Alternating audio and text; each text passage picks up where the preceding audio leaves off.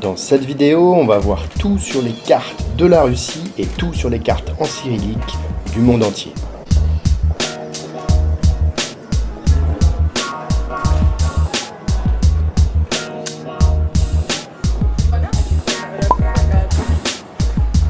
Bonjour. Bonjour. Vous avez des cartes géniales sur la Russie, pareil. Oui, tout à fait. Et bien d'autres choses. Ce sont les secrets de la maison. Qu'est-ce qu'on peut faire aujourd'hui avec une carte à l'époque du GPS, d'Internet, de Google et j'en passe? J'ai eu un client une année qui avait le projet de traverser le Kamchatka du nord au sud et de visiter les chaînes de volcans. Il y a des volcans du Kamchatka qui montent à 4000 mètres. Ouais. Donc, bon, c'est quand même des zones où il faut un peu se renseigner avant de partir. Il n'y a pas de route, il n'y a pas de ville. Alors, il y a peut-être effectivement quelques villages, choses comme ça. Donc, il faut préparer ses journées, planifier et savoir dans quel terrain on se trouve.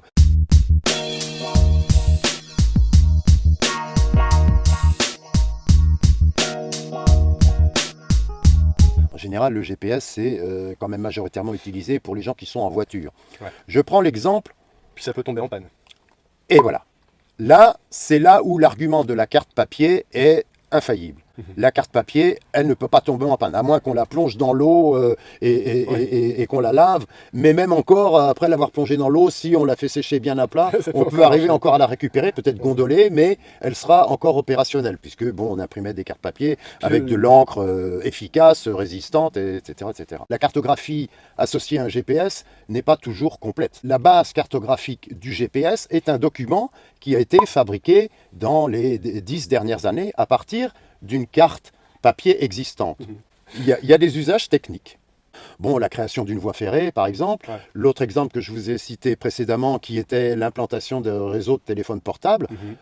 Eh bien, pour que des téléphones portables fonctionnent, le principe est le même. Il y a des antennes qui envoient un signal d'antenne à antenne.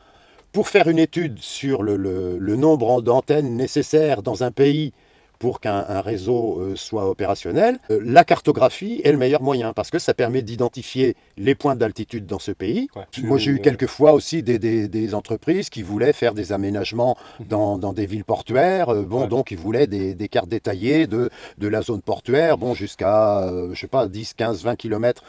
Donc la carte papier a toujours son utilité.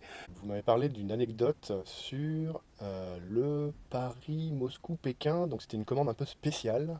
Dans la fin des années 90, il y a une personne qui a eu l'idée d'organiser un rallye avec des voitures 4x4, donc des voitures tout-terrain, qui s'est appelé donc Paris-Moscou-Pékin. Donc en fait le rallye, il partait ici de Moscou, il descendait comme ça un petit peu au sud, voilà, Saratov, et ensuite il rentrait au Kazakhstan, il faisait plusieurs villes au Kazakhstan, ici au lac Balkhash. On allait à Astana qui doit se trouver par ici et ensuite on rentrait en Chine. La seule cartographie qui était disponible, c'était la cartographie russe. Donc l'anecdote d'avant était déjà assez incroyable, mais alors la suivante qui concerne Napoléon et la bataille de Borodino. Alors il y a quelques années, donc en 2012, en juin 2012, vient un client à la boutique et me demande si j'ai une carte de la région de Borodino. Ouais. Pourquoi Borodino ? Parce que Napoléon, 200 ans plus tôt, a livré une bataille au mois de septembre 1812. Alors cette bataille s'appelle ou bien la bataille de Borodino ou bien la bataille de la Moskova. Ouais. Et ce client fait partie d'un groupe et ces gens se réunissent à différents endroits de l'épopée napoléonienne et là, à l'occasion... reconstitue les batailles. Voilà, on fait des reconstitutions de batailles et je lui ai trouvé une carte très détaillée de la région où se trouve Borodino. Voilà. Waouh, chapeau. Oui, elle était assez soufflée, mais très content, vraiment. On peut tout faire avec une carte. Vous pourrez préparer votre prochain voyage, l'accrocher au mur pour le décorer, même réviser votre russe quand la carte est en cyrillique. Est-ce que tu peux nous en dire un peu plus sur ces mystérieuses cartes ? Il faut savoir que les Russes voulaient avoir une connaissance de la planète et ils ont fait des cartes sur la planète. Et moi, j'ai donc un stock de cartes faites par les Russes à l'époque soviétique. Et ce qui est exceptionnel dans ce cas-là, c'est qu'elles sont toutes écrites en cyrillique. Même sur des régions qui finalement sont peu cartographiées en fait. Aussi, bon alors évidemment, plus les régions sont désertiques, moins les cartes sont détaillées, puisqu'il n'y a pas de raison spécifique de connaître la position de chaque grain de sable ou la position de chaque dune. Mais pour toutes les régions peuplées, ou en tout cas habitées, même si c'est sur des distances très éloignées, entre deux maisons de, je sais pas, 100 à 200 km, à partir du moment où il y a un chemin qui les relie, ou bien une rivière, la carte existe. D'accord, et on peut la trouver chez vous? On peut trouver beaucoup de ces documents. Moi, je veux dire. Alors, j'ai quand même une question à poser à Dominique. Comment ça se fait que vous avez des cartes comme ça? Parce que moi-même, j'ai cherché des cartes sur la Russie, ayant des projets de voyage et tout ça, et j'ai eu un mal fou, même sur Google, à trouver juste des cartes simples, en fait. Juste une carte de la Russie. Mon activité a commencé par trouver des cartes dans le milieu des années 90 pour des gens qui faisaient des expéditions de montagne dans l'Himalaya, dans les Andes, des choses comme ça. Ouais. Une époque à laquelle il n'était pas facile de trouver des cartes détaillées de l'Himalaya. Pour ce qui est des cartes faites par les soviétiques à l'époque, Par les soviétiques. elles présentaient l'avantage, c'était une source pour avoir des cartes détaillées sur des pays où il n'existait rien de disponible à l'ouest, on va dire, pour ces pays. Bon, je pense par exemple aux pays de l'Est, la Hongrie, la Roumanie, la Bulgarie.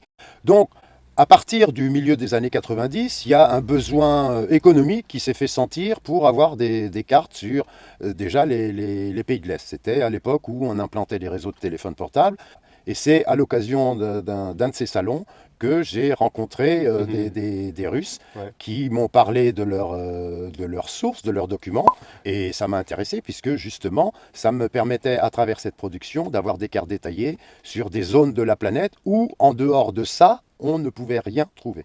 Elle présente l'avantage d'être internationale parce que les symboles qui composent la carte sont internationaux. Ouais. Oui, les légendes en fait sont identiques pour tous Voilà, les pays. tous les symboles sont identiques. Donc l'avantage de ces cartes, malgré le handicap d'être écrite en cyrillique, c'est qu'une carte est un document qui est lisible par tous. Et donc ce contact vous a ouvert les portes de la cartographie à la russe.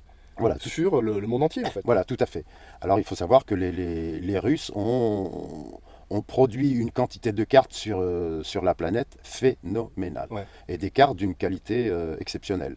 Bon, là où les cartes sont le plus expressives, c'est quand elles représentent en général un relief de montagne, etc. Où là, il y a des variations des variations de relief, l'orientation d'une chaîne de montagne, les vallées, les massifs et les choses comme ça. Okay. Bon, les Américains sont, eux, ils sont plus dans la technologie, à fond dans la technologie, et au résultat, les cartes sont pas toujours aussi belles. Et il y avait un souci esthétique lié à la carte dès les origines. Et que les Russes ont conservé dans leur manière de produire les cartes. Tout en ayant des cartes extrêmement utiles.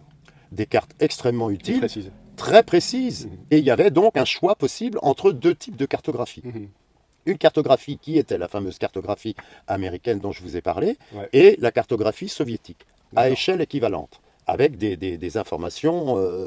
Ce qui est important pour les gens qui sont dans le désert, c'est d'avoir le tracé d'une piste, évidemment, où ils pourront circuler avec leur voiture, mais aussi avoir les points d'eau. Certains clients ont acheté des cartes faites par les Américains et en même temps la carte faite par les Russes. Et quand ils sont revenus de leur séjour, ils m'ont dit on était ébahis, époustouflés de la précision des cartes russes pour les emplacements de puits. Eh bien, sur ces cartes-là faites par les Russes, quand un point bleu était posé sur la carte, et le point bleu correspond au symbole du puits, on était sûr que dans un rayon de 50 mètres à 100 mètres maximum, le puits y était. Alors que sur les cartes américaines, quelquefois, le puits avait été représenté sur la carte et il se trouvait à 1 km ou 2 km. Donc, plus fort que Google. Voilà, et donc c'est ce qui m'a encouragé, moi, à développer cet accès, en tout cas, moi, chez moi, cet achat de cartes russes, puisqu'elles avaient une qualité d'information, en tout cas une qualité d'information géographique exceptionnelle. D'accord. Alors jusque-là, on a parlé de l'utilité des cartes, on a parlé de quel genre de cartes on avait, de comment ça se fait qu'il y avait ça ici à la librairie Ulysse à Paris.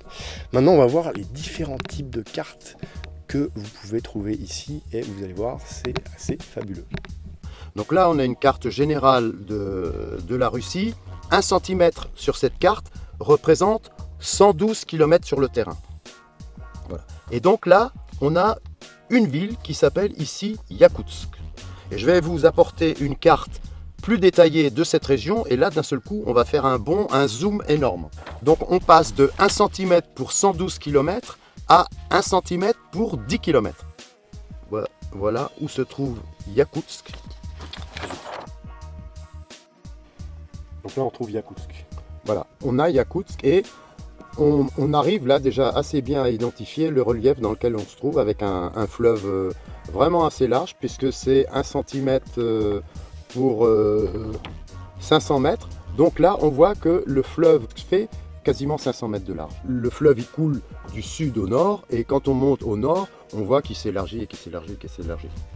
Ça, c'est un atlas routier de quasiment toute la Russie, enfin en tout cas de toutes les zones où il y a des routes praticables pour les voitures. Alors pour les zones où le réseau routier est assez dense, donc à savoir l'ouest de la Russie, les cartes sont au 800 millième, c'est-à-dire 1 cm pour 8 km. La région qui est le sud du territoire russe, en bordure de la Mongolie, de la Chine et du Kazakhstan au départ, là où il y a encore un réseau routier, et là où passe d'ailleurs le transsibérien, on a des cartes au 1,5 million, c'est-à-dire 1 cm pour 15 km. Et toute cette zone ici violette, et là les cartes sont à 1 cm pour 30 km. Parce qu'il y a beaucoup moins de précision en fait, c'est ça. Ah, voilà. Plus le chiffre augmente ici, moins les cartes peuvent être précises. La parade, c'est la richesse de ma documentation. Cette série-là, à cette échelle-là, permet d'avoir la planète entière. La planète entière. La planète entière, absolument. C'est si je veux une carte de la région parisienne en cyrillique, je peux venir chez vous et trouver ce genre de truc. Absolument. Oui, j'ai même pour le plaisir, bon parce que je n'en avais pas vraiment besoin, j'habite à Paris, je peux avoir des plans de Paris en quantité, et pour le plaisir, j'ai acheté aux Russes un plan de Paris assez détaillé. D'accord. Voilà, donc c'était assez amusant d'avoir le plan de l'île Saint-Louis avec le nom rue Saint-Louis, l'île écrit en cyrillique. Waouh. Ok, donc ça fait déjà quelques cartes super intéressantes, mais ce n'est pas tout. Alors après, j'ai d'autres cartes plus détaillées et on va là se rendre sur la péninsule du Kamchatka. Alors oui, Kamchatka. Alors, le voilà, juste pour vous resituer, voilà. On va descendre ici. Vladivostok, c'est ici, à 100 km de la Corée du Nord. Et on a tendance à croire que c'est la ville la plus australe, extrême orientale du monde. Sauf que beaucoup plus loin, à droite, vers l'est, il y a le Kamchatka. Il est là. et alors pour dire pour Vladivostok, ce qui est amusant, c'est que Vladivostok est à peu près à la même latitude que Paris. Ouais. C'est-à-dire que géographiquement, ils sont à la même hauteur. D'accord. Il fait la hauteur de la France, hein, c'est à peu près 1000 Oui, km. oui, c'est ça, oui, en gros. 1000 km du nord au sud, donc c'est quand même un gros morceau de péninsule. Et là, on voit représenté comme une sorte d'arête ici. En fait, c'est une chaîne de montagnes longitudinale, un peu comme une colonne vertébrale. Et le long de cette montagne, il y a tout un chapelet de volcans qui s'échelonnent du nord au sud. Oui, c'est volcanique, il y a des geysers, il y a beaucoup d'ours encore, d'espèces sauvages, il y a des saumons qui remontent les cours d'eau en quantité phénoménale. C'est une énorme zone naturelle encore, préservée à peu près. Et là, pour vous donner l'idée de ce qu'est la précision de ces cartes. Là, vous aurez du mal à aller plus à l'est que ça. Après, ça fait plouf. Okay, voilà. Et là, donc, on se trouve ici à... Alors là, c'est Petropavlovsk-Kamchatsky. C'est la plus grande ville, ou la seule ville d'ailleurs du Kamchatka, on peut dire. Hein. Voilà, donc il se trouve quasiment au sud-est du Kamchatka, sur la côte pacifique. On monte un peu au nord-est, et là, on a l'exemple d'une pointe comme ça, un peu volcanique. La pointe du volcan qui est ici, qui crachait du feu, la lave qui retombait comme ça de chaque côté. Je peux vous montrer un autre volcan dans cette chaîne, qui se trouve un petit peu plus au nord, et donc là, ici, c'est aussi le cratère du volcan, avec cette forme de cône. Donc là, c'est la pointe du cône, et les pentes comme ça, assez abruptes. Hein. Donc là, on est à une altitude de 2923 mètres, et là, vers le nord, il y a des glaciers. Et maintenant, je vous montre une autre carte, qui est ce qui se fait de plus détaillé pour les Russes, du 1,50 millième, c'est-à-dire 1 cm pour 500 mètres. Voilà. Et là, à nouveau, on retrouve un volcan avec le cratère qui est ici, et celui-ci est à 3900 mètres.